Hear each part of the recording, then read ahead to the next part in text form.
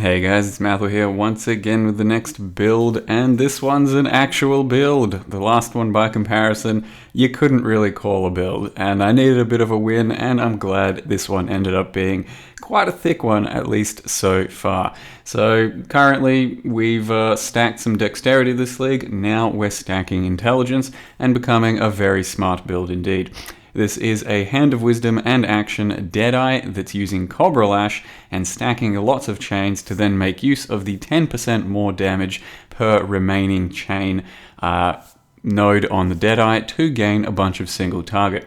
Cobra Lash by itself to begin with has 5 additional chains. You can then get an additional chain from Deadeye, and if you have the helmet chart for 3 additional chains, Cobra Lash will have 9 chains. So that ends up being 90% more damage against single target, against things that don't have any remaining chains to be done because there's nothing else to chain to.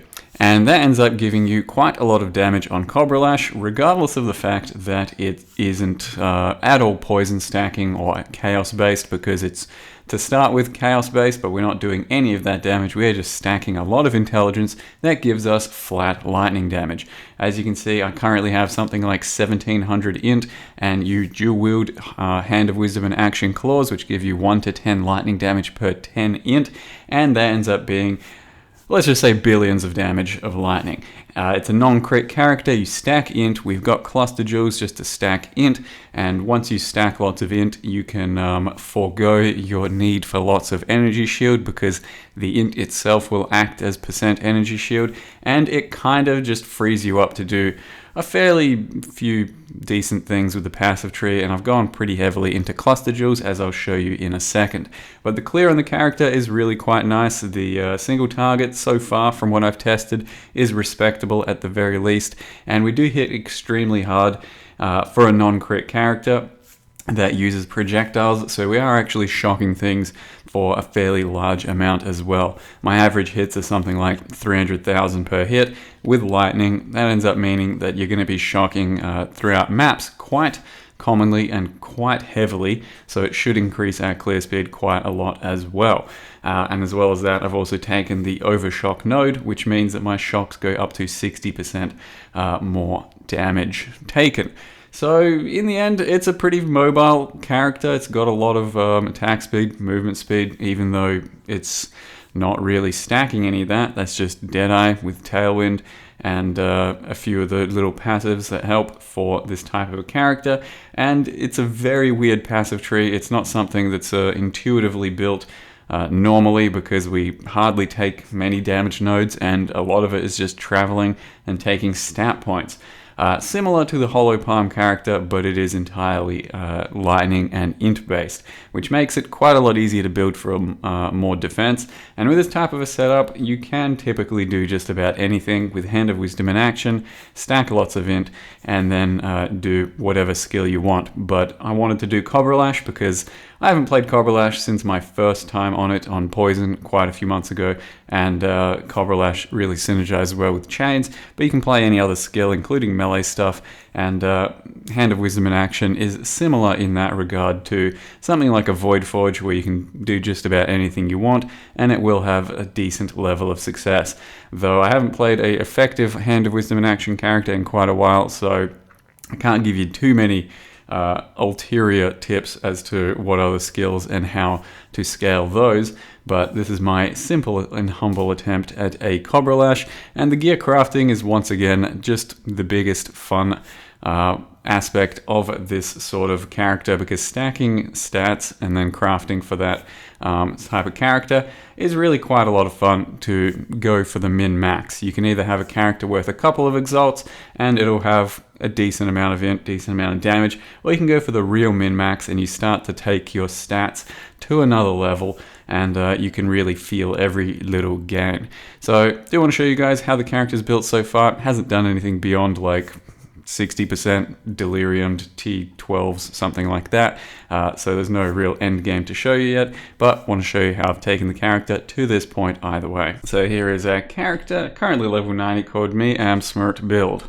1743 int, and it's a gradual process. It's not something that's going to happen all at once. It's like lots of levels, it's lots of min-max, it's getting all the right gear together, because a lot of the time you're like chipping away and you're like 800, 900, 1000 int and thinking, will this ever get better? It's a large like combination of things with just lots of little min-max. Because you start to get percent int on your gear, like 12% here, you get 13 or 14% on your amulet, you get 14% on your belt. Through the use of catalysts and quality these days, you can do a lot better. So it does all start to come together, and the thing we're basing the build around is Hand of Wisdom in Action. It's the upgraded version of the Esh Claws. Thought and Motion, I think as they're called. 1 to 10 lightning damage per 10 int. So you can see completely unbuffed just standing around. We've got about 4,000 to 50,000 lightning damage. And one of the other things that was added this league or this patch that's really good for this type of build that just increased its damage quite a large amount was Supercharge, one of the lightning cluster jewel nodes that says lightning damage with non-critical strikes is lucky. What lucky means in this current game is the damage roll will roll twice and it will pick the better damage roll. So for things that have a very large variance, 4,000 to 50,000, it'll roll twice and then pick the better roll, and thus your damage is increased by quite a lot because you'll just have a much higher chance of hitting a decent roll as opposed to one of the min rolls. And you can see the passive tree here is currently basically just traveling. We're traveling from the start of the ranger nodes all the way through and around, and we don't get too many crappy damage nodes. We only get the real potentially strong ones, and then some utility stuff like Ghost Reaver. We've got SCI, we've got a bit of penetration, even more int, more penetration, bit of damage over here, elemental overload, so that whenever we crit, we deal a lot more damage for elemental damage, but we don't crit very often. And then clusters, Zealot's Oath, clusters, and this orange line going through my entire passive tree is split personality, which in my build is hardly worth it.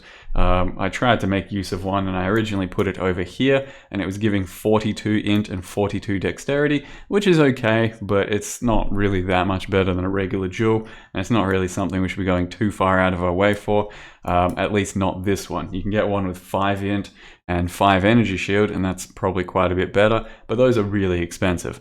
So that's what we're using with this, and split personality just tries to go for the shortest possible path from the longest possible node. So 40 isn't too bad, but if you went for a cluster jewel down here, for example, and kept going, then you could probably get something like 60 int from each split personality, which would start to add up, and you can really do a lot of stacking with these things if you go the right route. Or you could chuck it somewhere up here or there, and it might do just a little bit more once again. But what we're actually using for cluster jewels, if you want to see, is it's kind of open-ended. You don't really have to go with any specific ones except for, I'd say, Supercharge. That's pretty much a guarantee. You have to take that. It's just that good. We then have Overshock, which just does more potential shock damage or potential shock taken damage to the enemy if you get some shocks going. We have the Warcry nodes, which are currently pretty damn good and maybe not too well known about for a lot of people. I didn't know about them for a while. Cry Wolf says Warcries count as having 10 additional nearby enemies, so that means that every time you press Enduring Cry, you will pretty much guarantee 3 endurance charges wherever you are. You don't need monsters near you. And then I've also taken the mob mentality, so you and nearby party members gain 5 rage whenever you Warcry, and I've only just then grabbed another one of these for even more rage for Warcry, just so we can stack our rage even faster. But this is a very easy way of getting 50 rage into your build almost all of the time, and especially if you have the instant Warcry node allocated, Battle Cry, which is what I've anointed on my amulet. You can then shove Enduring Cry on your left mouse button, and it doesn't really feel bad or any detriment to your character. Every time you move and if the cooldown comes off, you're just going to insta Enduring Cry, and as you can see, that's a very easy way of sustaining endurance charges and a very easy way of sustaining rage. So we're at 50 rage already, and for the entire map, you pretty much have 50 rage, or you can use it to press Berserk, which is a huge damage multiplier for certain events that you might want to do, legions, for example, bosses, and with the 10 Rage Warcry node, like I currently have, you can sustain Berserk for quite a long time as well. Likewise, you can still press it without having to move, but currently this is just a nice way if you're actually doing a lot of running around to sustain it. So there's a lot of good Warcry nodes, but these are the ones that specifically you want to focus on to try and get the rage going to start with. I've then also gone over here and grabbed Repeater, which is just a bit of damage, and then 15% increased damage for each remaining chain, so it's another 135% increased damage. And then I've taken that on another one here, and my Claw Jewel over here just gives a bit of damage, but also an additional projectile with claws. So currently I fire 2 little Cobra Lashes every single time I attack, and then I'm running a Dying Sun, which means we fire 4. So it's negated the use of GMP, so we don't need additional projectiles, because originally I was running GMP, but I needed to get rid of it for the colors on my chest, and I could fit in a Dying Sun, so why not do that? And now we are always single target setup. There's no need to swap from GMP to something worse, and our current links are Lightning Pen, Energy Leech, LE damage with attacks, damage on full life, and Inspiration. Inspiration should be up just about always, because I do have minus mana cost from a temple mod on this ring, minus mana cost crafted on this ring. I still need to get a better version of this one, because you really kind of want minus mana cost. You attack a lot, and that's basically how we solve mana. You don't actually have any leech in this build. You can get some, but I don't currently have any, because I'd rather solve mana by not using it. Then just big int amulet, pretty big int gloves, big int boots, big int belt, big int helm.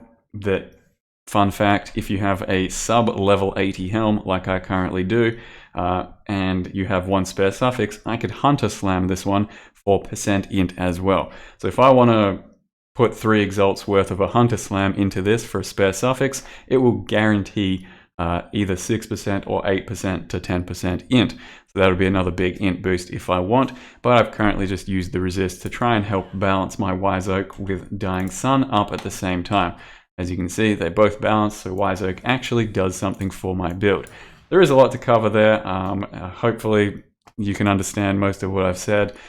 Dash and Second Wind go quite nicely together to give you a secondary dash when otherwise you just whirl around everywhere. Enduring Cry is also affected by Second Wind, but it's just some cooldown recovery. It doesn't give you a second use if it's instant.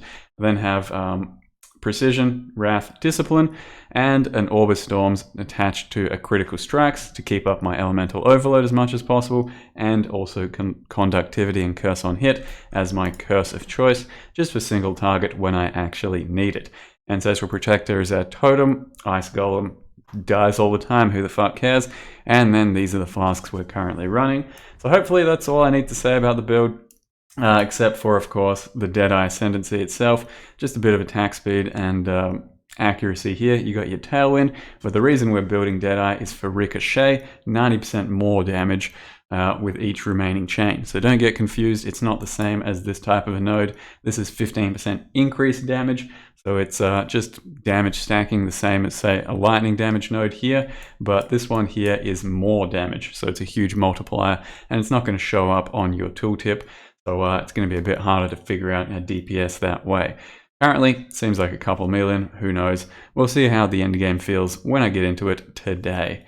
That's it for now for this character. Look out for the next video for endgame. If it crushes ass in endgame, this could be the character of the league. It's feeling pretty similar to the Holo Palm, but probably potential for more durability thanks to a lot more energy shield.